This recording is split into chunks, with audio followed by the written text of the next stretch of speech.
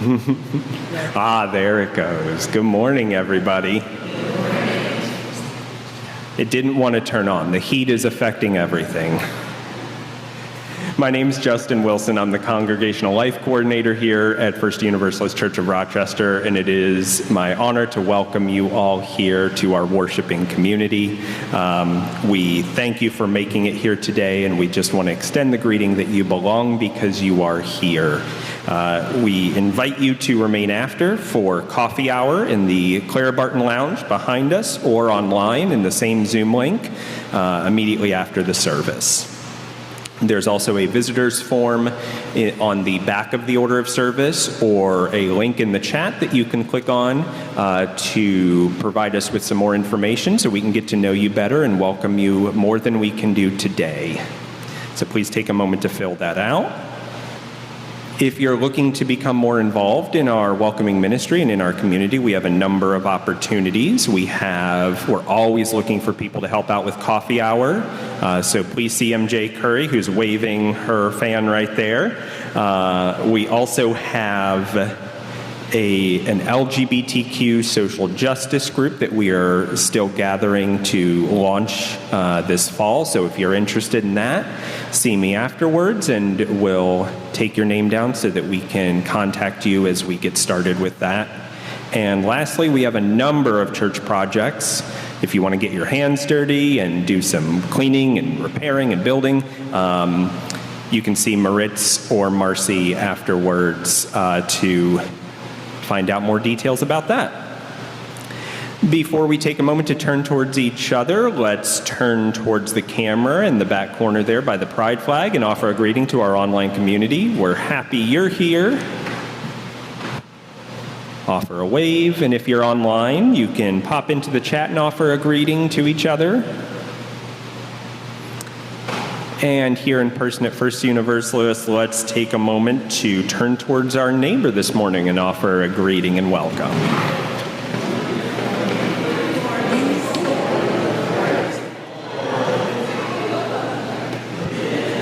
Good morning. We are now going to sing hymn number 108, My Life Flows On.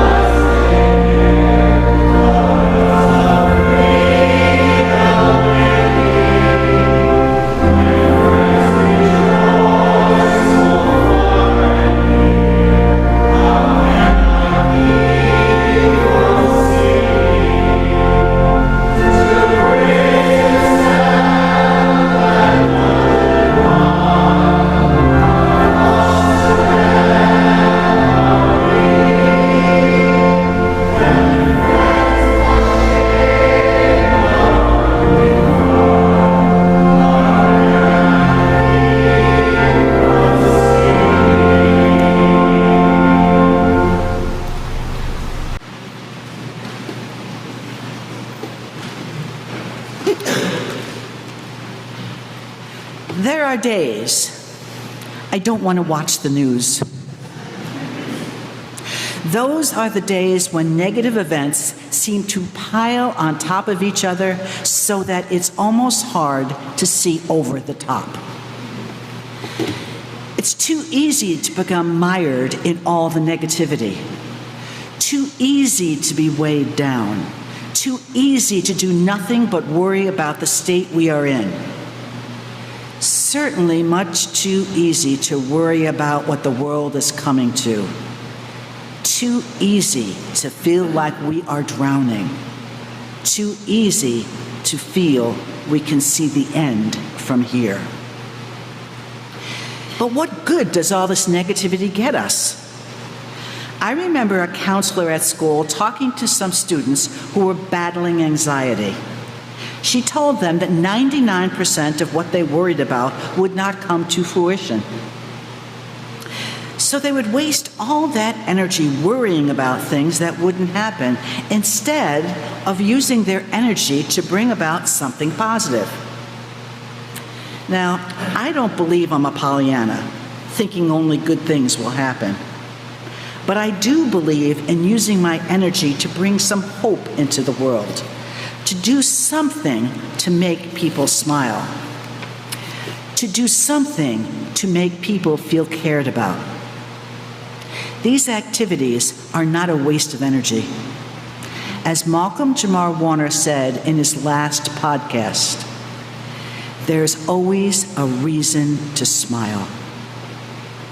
So come, let us worship together. As Kitty Forbush comes forward to light our chalice at First Universalist, and you light a chalice in your own homes, please join me in the chalice lighting words spoken in unison. May we be a people of welcome, here to grow in heart and mind and spirits, and may we reach out to serve our community.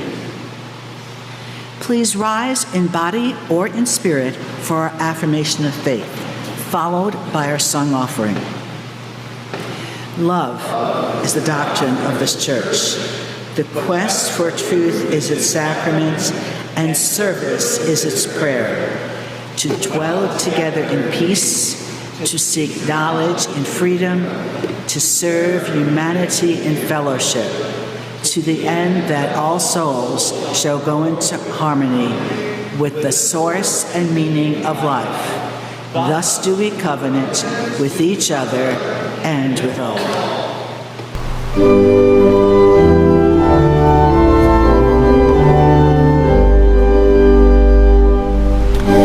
From all that dwell below.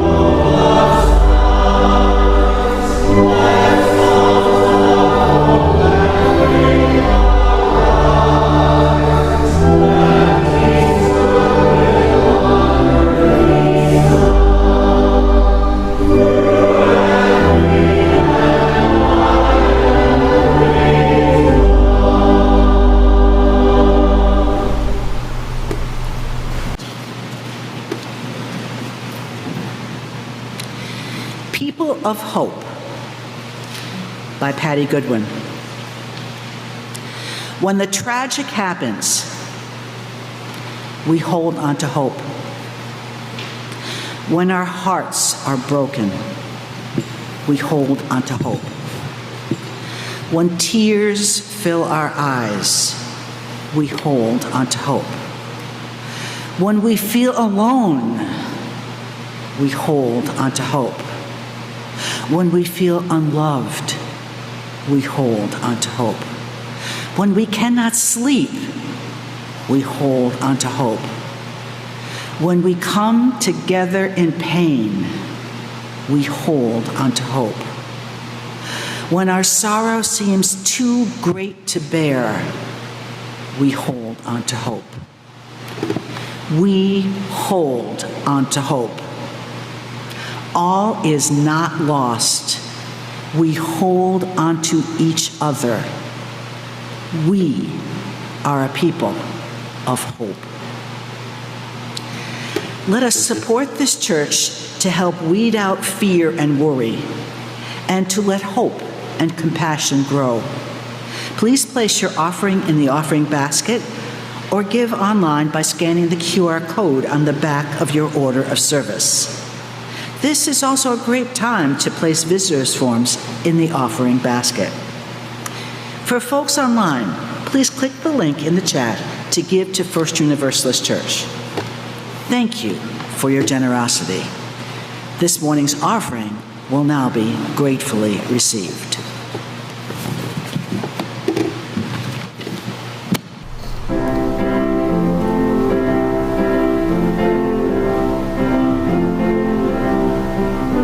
Well, if you want to sing out, sing out. And if you want to be free, be free. 'Cause there's a million ways to be, you know that there are. And if you want to be high, be high. And if you want to live low, live low. 'Cause there's a million ways to go, you know that there are. You can do what you want, the opportunity's on. And if you find a new way, you can do it today. You can make it all true, and you can make it undo. You see,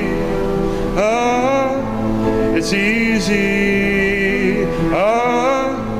There's only to know. Well, if you want to say yes, say yes. And if you want to say no, say no. 'Cause there's a million ways to go, you know that there are. And if you want to be me, be me. And if you want to be you, be you. Sorry. There's a million things to do, you know that there are. You can do what you want, the opportunity's on.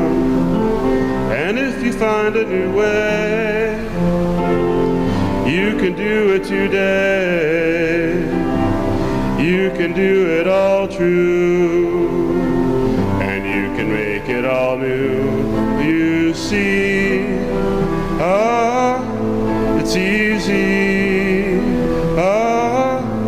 You only need to know. Well, if you want to sing out, sing out. And if you want to be free, be free. 'Cause there's a million things to be, you know that there are, you know that there are, you know that there are, you know that there are, you know that there are,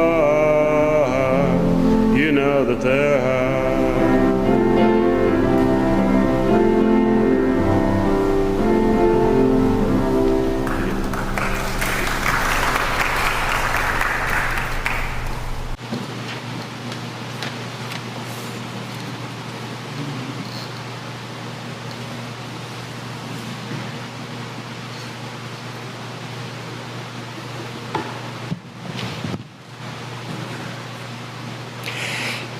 Each Sunday morning, we take time with each other for the sharing of joys and concerns. When we share with one another our personal highs and lows, we enlarge our circle of love and strengthen our caring for one another. I invite you into this sacred time where we share what is in our hearts and on our minds. If you would like to, you can place your hand over your heart to be able to listen from this heart-centered place. We know, we all know, so very much is going on in our world today. And if you have sorrows and joys on behalf of the national or global community, you are truly encouraged to do so today and into the future. As Patty Goodwin places stones into a bowl, I will read aloud the joys and sorrows of our gathered community. All online are invited to share your joys and sorrows in the chat.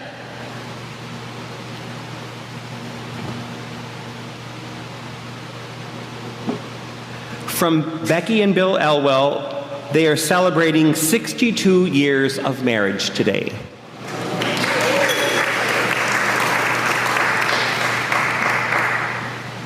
A joy from Michael Scott. My second to last PhD student, Alan Beadle, defunded successfully on Friday. Defended successfully. Defended. Well, I was thinking people are defunded now, but that would have been a sorrow, not a joy. All right, take two. A joy from Michael Scott. My second to last PhD student, Alan Beadle, defended successfully on Friday. He is now a professor at Alfred University. And a joy from Kitty. My sister is doing so well. I am so proud of her, and thank you all for your thoughts and condolences.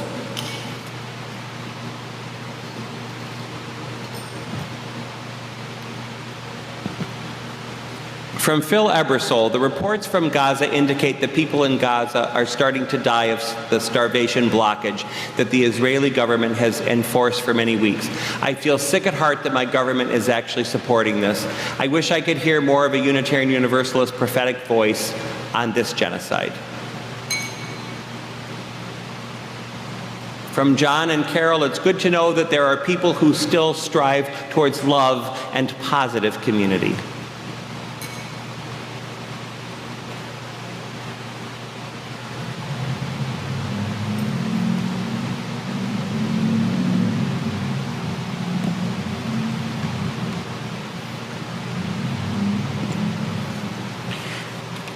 Today we share in a community ritual to honor the many joys and sorrows that we bring into this space, whether read aloud or kept in the silent sanctuaries of our hearts.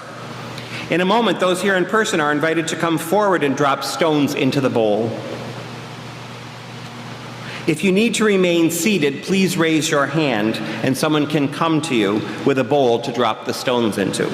And if you're joining us online, please send a heart emoji into the meeting chat. Let us join in this collective ritual now, honoring the joys and sorrows of all of us.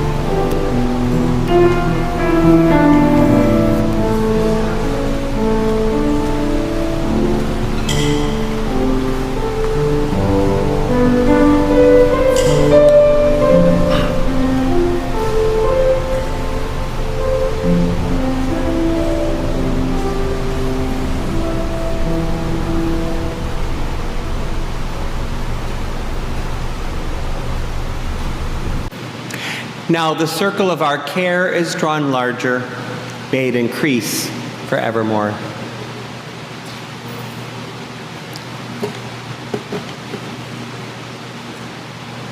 I invite you now to join with me in a spirit of prayer and meditation.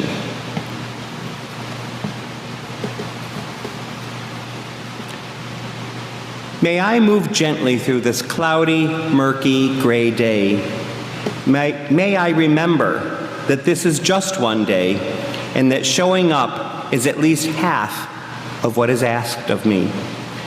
May I set aside my underlying anxiety that I will not get to everything and put my trust and faith into the riverbank of human community. We are working together. I am not alone. There is love holding me in this unconcerned with my day-to-day challenging world. May we all remember that Rome wasn't built in a day, that our efforts are part of an ongoing stream of efforts, of lives being lived beside one another, shoring up this world. May what little I do today be for the greater good. May I be gentle with others today as I long for others to be gentle with me. May it be so.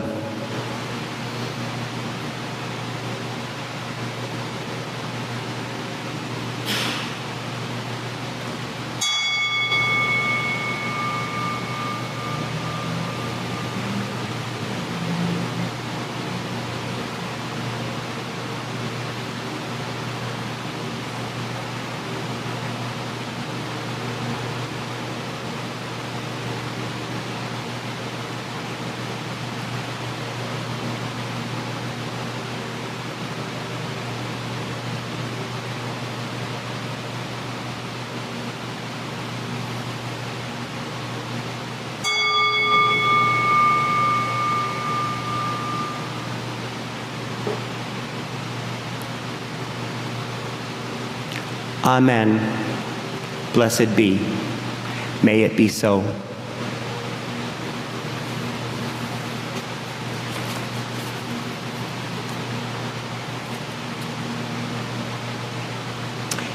And I invite everyone now to join in the hymn of contemplation, number 123, Spirit of Life.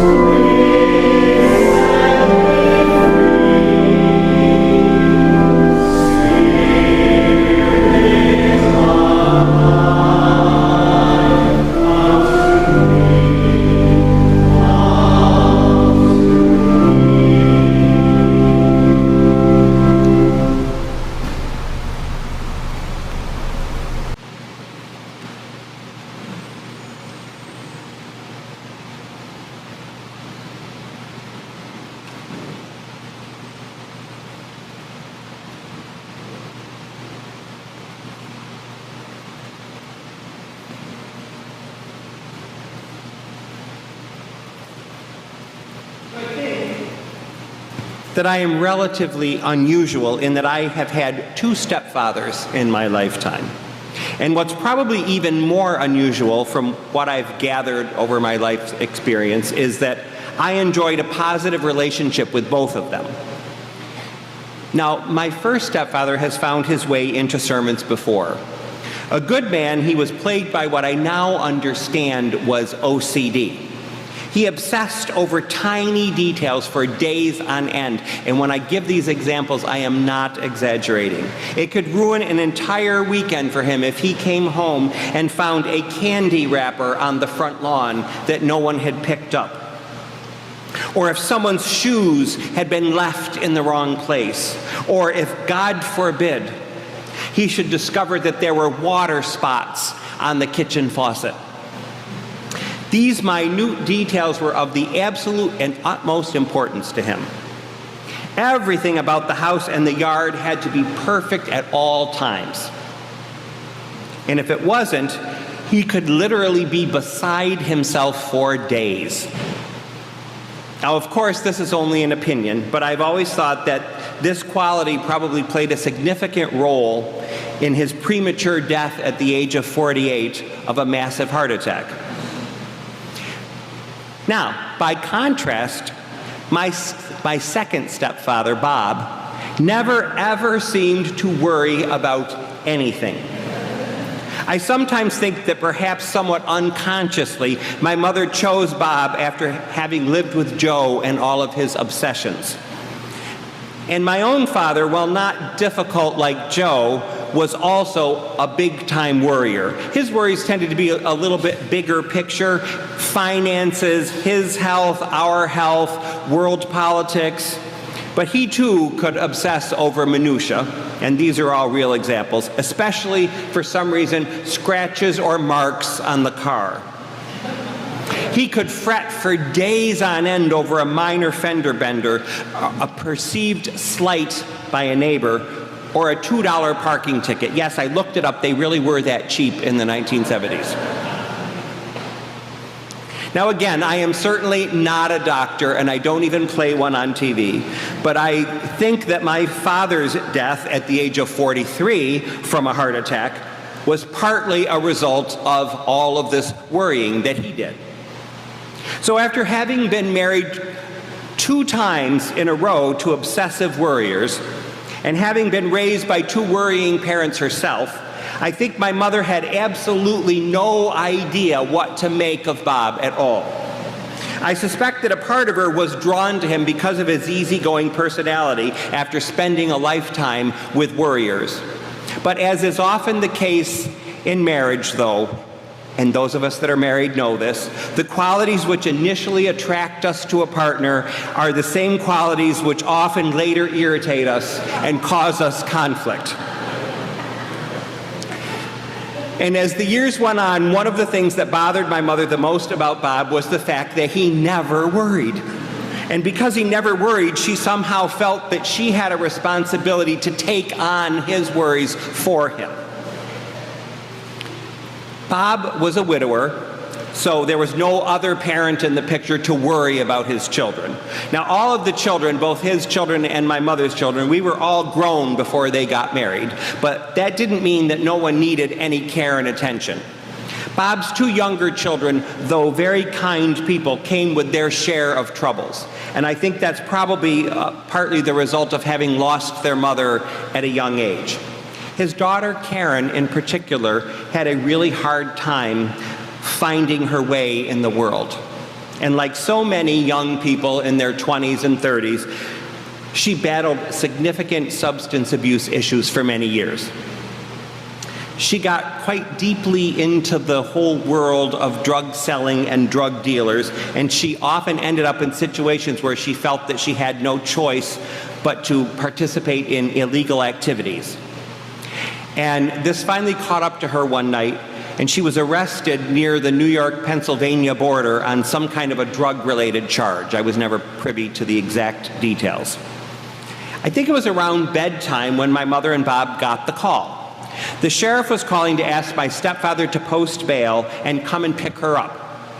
But that could not happen until the following morning when the judge would be on duty to process her release. They said no matter what, Karen would have to stay in jail until at least 9 o'clock the next morning. So my stepfather, Bob, dutifully wrote down all of the information about where to go and what to do and what to bring in the morning. And then he hung up the phone, climbed into bed, and fell immediately into his usual deep and peaceful sleep. This absolutely infuriated my mother. How could he possibly go to sleep when his daughter was in jail? What was happening to her? Was she okay? Did she need anything? So in contrast to my stepfather, who blissfully went to bed, my mother sat up all night fretting and worrying about Karen. As soon as it was decent in the morning, a decent hour to call someone, my mother called me beside herself over the situation. She was truly concerned about Karen, and I have to say that I always thought that it was much to my mother's credit that she cared this deeply for her stepchildren. But her worry over Karen was balanced in equal measure by her anger at my stepfather for his lack of fretting and worrying. Peter, he hung up that phone and went right to bed, she lamented to me. His own daughter, and he was able to go right to sleep? I could never have slept a wink if that was one of my kids. I mean, I couldn't even sleep when it was one of his kids. All I kept thinking was, what's going to happen? Was she going to go to jail for a long time? Would she be all right? How expensive was the lawyer going to be? Was she going to lose her job? Is she going to lose custody of her daughter? I mean, think about this, she said. That's another thing. This is going to impact his granddaughter. How could he just go to bed like that, like he didn't have a care in the world? So I listened, and as she started to wind down, I asked her, well, where is Bob right now? Well, he's down there bailing her out, of course, my mother cried. He made an appointment with a lawyer down there. They're going to see the lawyer, and he's hoping that he can bring her home. And he's going to stop at the store and get her some groceries because the last time he was there, she didn't have anything in the house. Well, I said, it sounds like he's doing everything he can. The sheriff did say, after all, that nothing could be done until morning. So what good would it have done for him to stay up all night worrying, especially when he had so much he had to do the next day?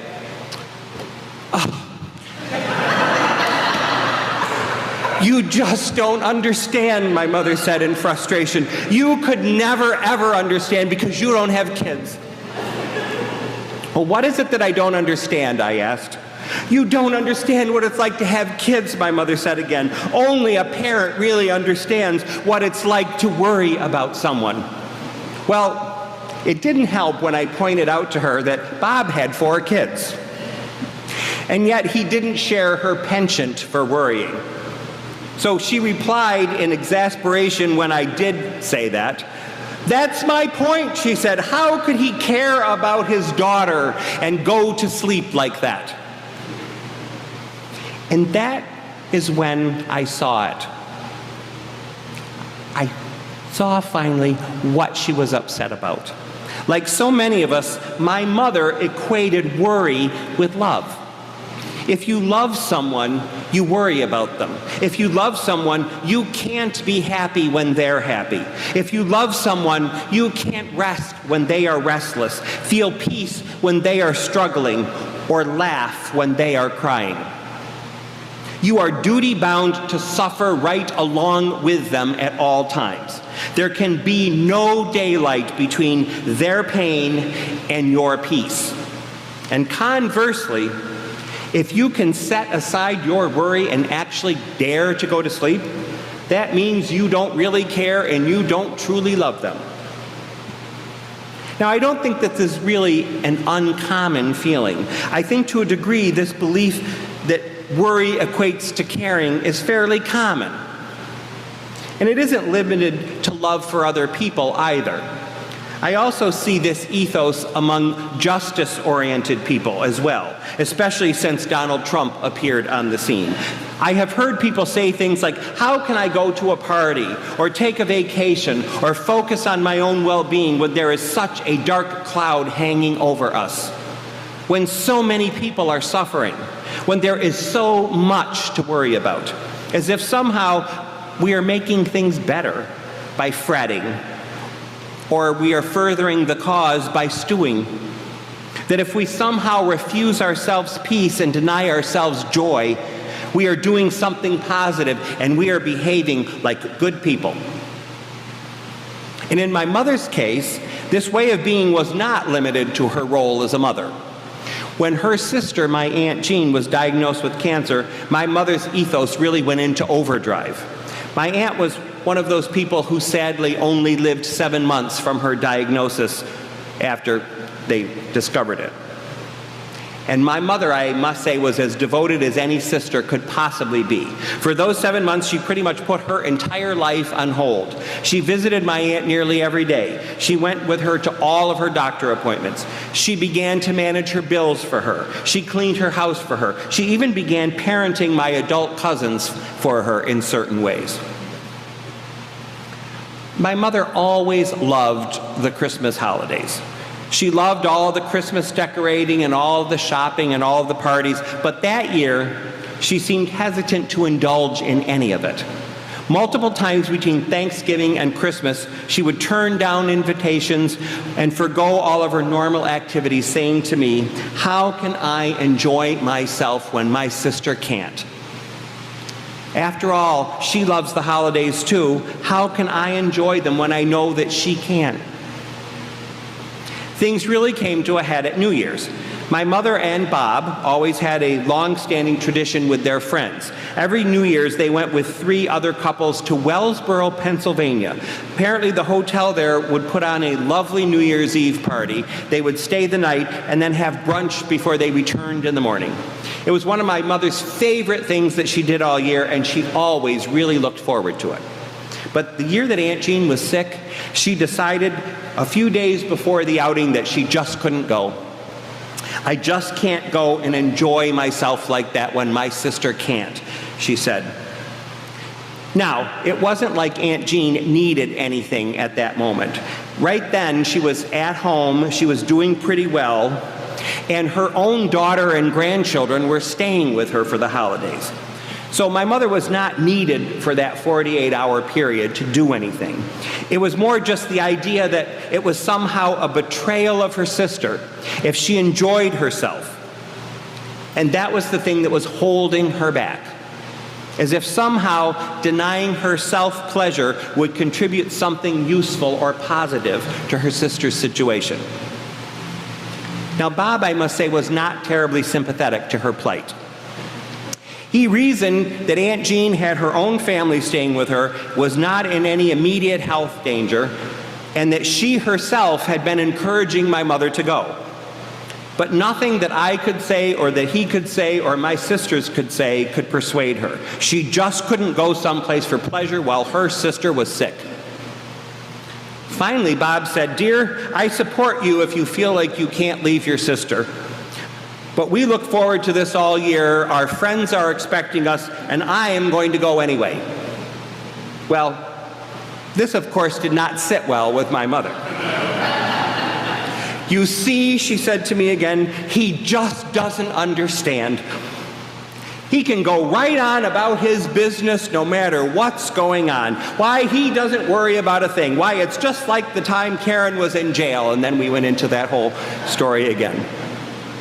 Now, in the end, my mother did go, but she swore to me that she went kicking and screaming against her will and that she hadn't enjoyed a single minute of it.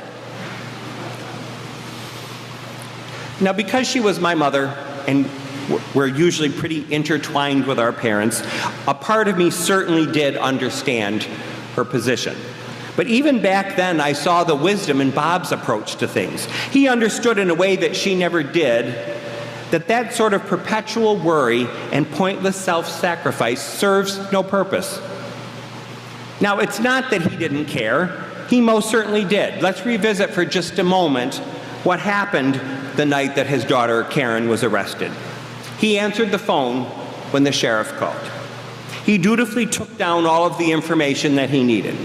He got up early the next morning and drove all the way to the Pennsylvania border with money in hand to pay her bail. He arranged for a lawyer. He paid the lawyer bill. He then brought her home and stocked her house with groceries. But at the end of that long day, he packed a picnic, took his boat out on the lake for a spin, and enjoyed himself. He felt like he had earned it. And while he was out there, I can guarantee you, he was not thinking about Karen. He was enjoying the sky and the way the breeze felt, and he may have even done a little fishing. He enjoyed the picnic that he brought. Now, he had wanted my mother to go with him, but she was too tired because she had been up all night worrying. Now, I'm guessing that a lot of people from the outside that were watching this would probably have considered my mother to be the better person because she could never set her burdens down, even when they weren't serving her or anyone else. She carried them dutifully at all times to her own detriment. And yes, really to the detriment of those that she worried about too. Because, as I'm sure many of us can attest, it is a true burden to know that you are always on someone else's mind and that every move you make has the potential to make them lose a night of sleep.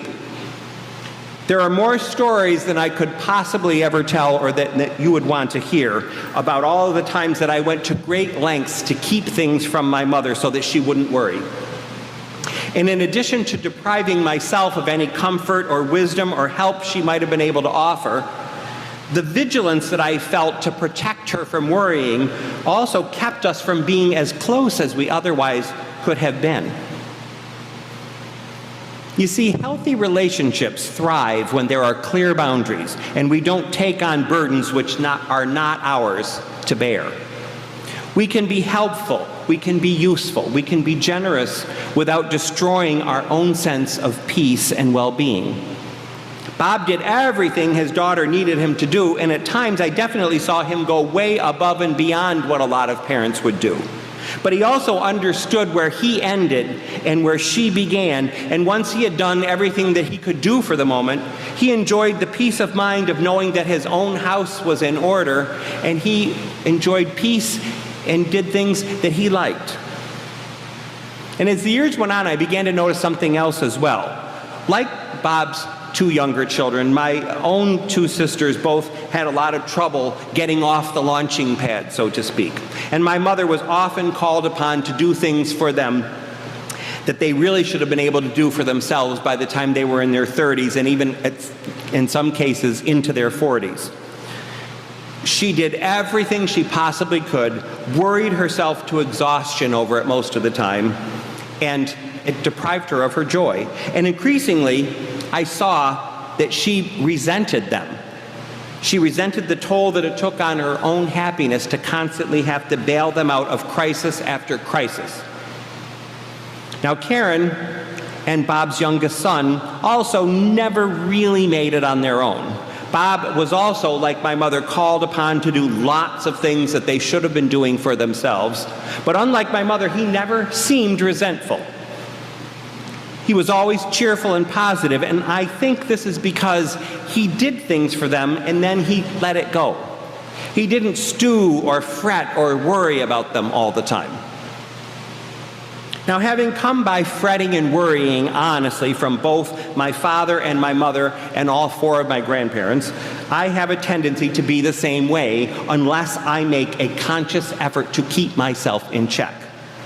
And more as the years have gone on, I have actually started to ask myself, what would Bob Deyo do in this situation?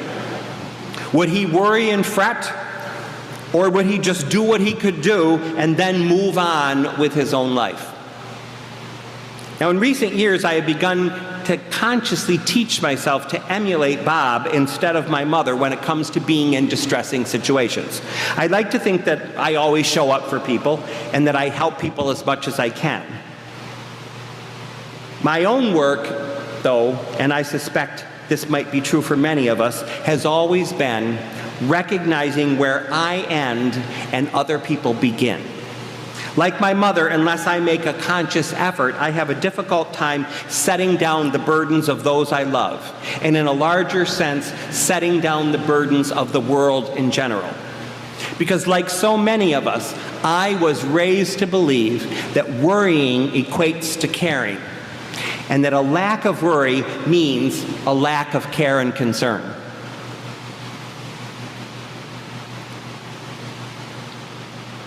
So now I'm going to ask you, what burdens do you have a hard time setting down? With whom do you have trouble seeing where you end and they begin? How many nights have you spent fretting over other people's troubles when there's nothing that you can practically do at that moment? Have you ever so fully identified with other people's problems that you can't find any joy or peace in your own life? Has there ever been a time when you became so involved that you ended up resenting not only the time that you sacrificed worrying, but the very person that you were worrying about? Do you have trouble setting aside all of the cares and concerns of the larger world long enough to enjoy and savor an evening of peace and contentment? Do you, like so many of us, confuse worrying with love, fretting with action, and constant overvigilance with passion? If you answered yes to any of these questions, I would encourage you to start thinking, what would Bob Deyo do? And I would also encourage each and every one of you to look for the Bob Deyos in your own life, because I'm sure we all know people like this. People who know how to take practical action in the moment, but still always seem able to maintain a centered, calm, and grounded sense of their own inner peace. For many of us, you'll be able to identify with this. One of the people who comes to mind when I think of this is Eleanor Siegfried. No matter how much people are suffering and no matter how much work there is to do,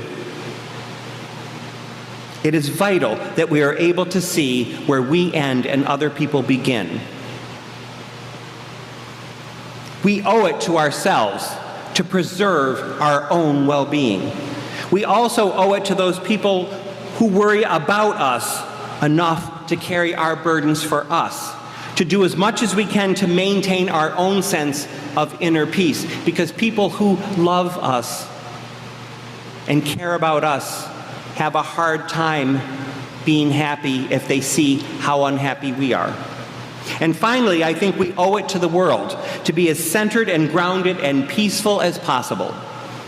It is from this grounded place that we are able to best see what the world needs, best able to see what needs to be done, and best able to ensure that we will never be a burden on the people we love or the world that we seek to protect. There's been a fair amount of research into the connection between health and attitude. And it definitely does appear to be true that calm people enjoy better health and greater longevity than worriers do. Like my father and my first stepfather, my mother died at the relatively young age of 76. And in her last few years, I am sorry to say, she worried and fretted and regretted and stewed more than she ever had. Because there is always something to look at, there's always something to worry about if you go looking for it. So she knew little peace in those last years. And she regularly told me how much it continued to bother her that Bob never seemed to worry. I know that in her mind, because she had been taught to equate worry with love, that meant that he didn't care. Or at least that he didn't care anywhere near as much as she did, or anywhere near enough. Bob lived to be almost 93. He and his son were working in the garden one July afternoon when they decided that they wanted sweet corn for dinner. So his son went off to the grocery store, and when he came back with the corn, Bob had died, apparently while still working in the garden, right there where his son had left him. As the line from my favorite hymn that we sang last week goes, our lives are full of wonder, and our time is very brief. The world needs your work, not your worry. So let us go forth this morning with intention and purpose, saving our energy for doing, and preserving space in our souls for whatever nourishes them and brings them peace.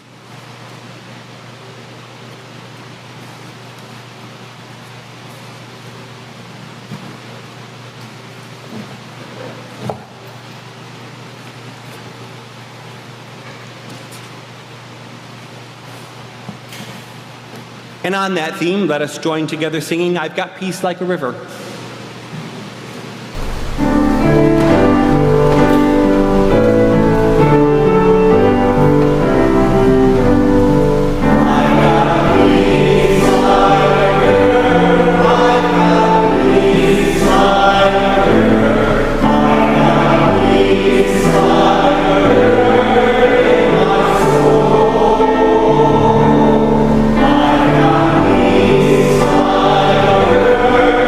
I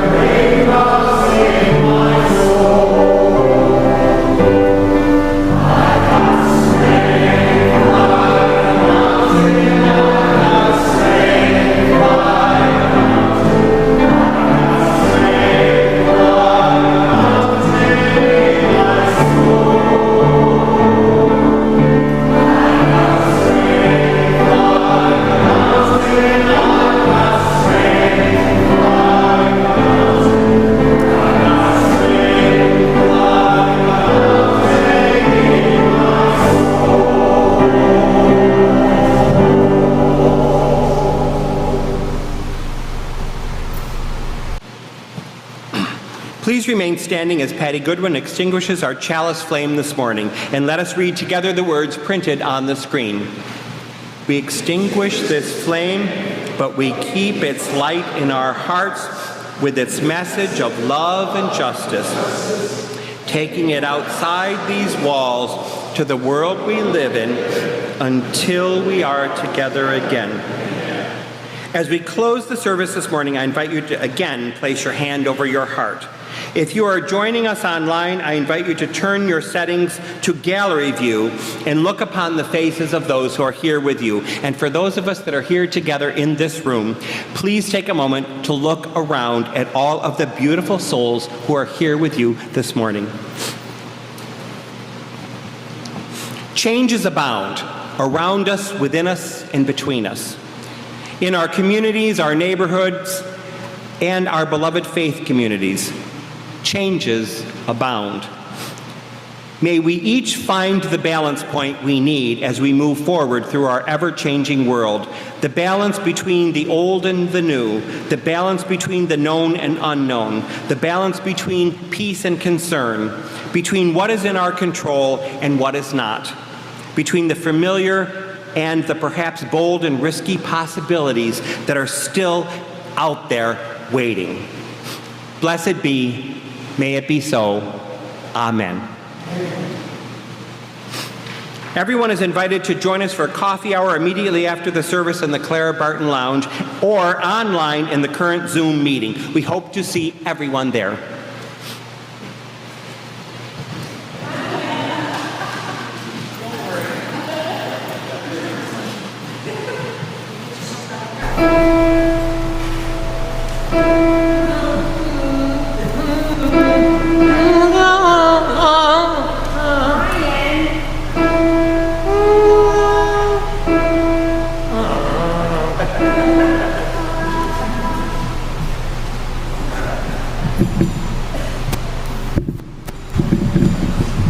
I don't know, have we done this before? Here's a little song I wrote. You might want to sing a note for note. Don't worry, don't worry. Be happy, be happy. In every life there is some trouble, but when you worry you make it dull. Don't worry. Sorry. Here. Be happy.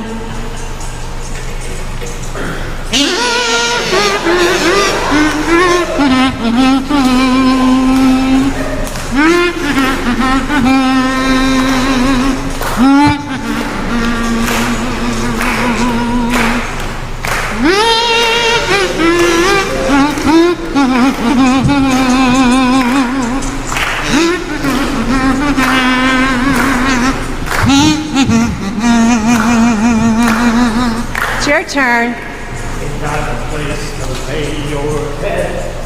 Somebody came and took your bed. But Don't worry. Don't worry. Be happy. Oh yeah, be happy. The landlord may your rent is late. He may have to litigate. Don't worry. Oh yeah. Be happy. Here we go.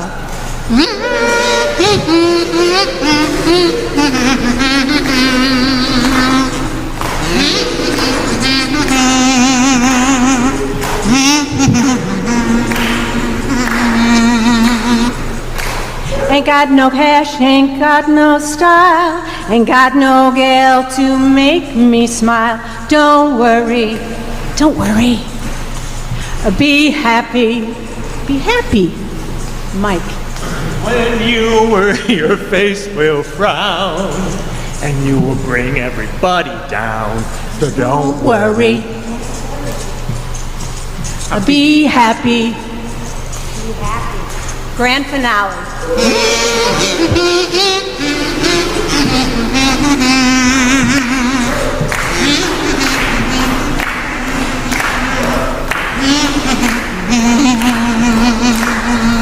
Big finish.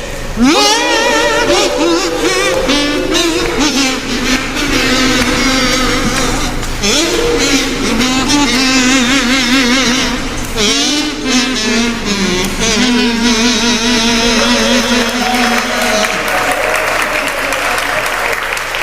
worry, be happy.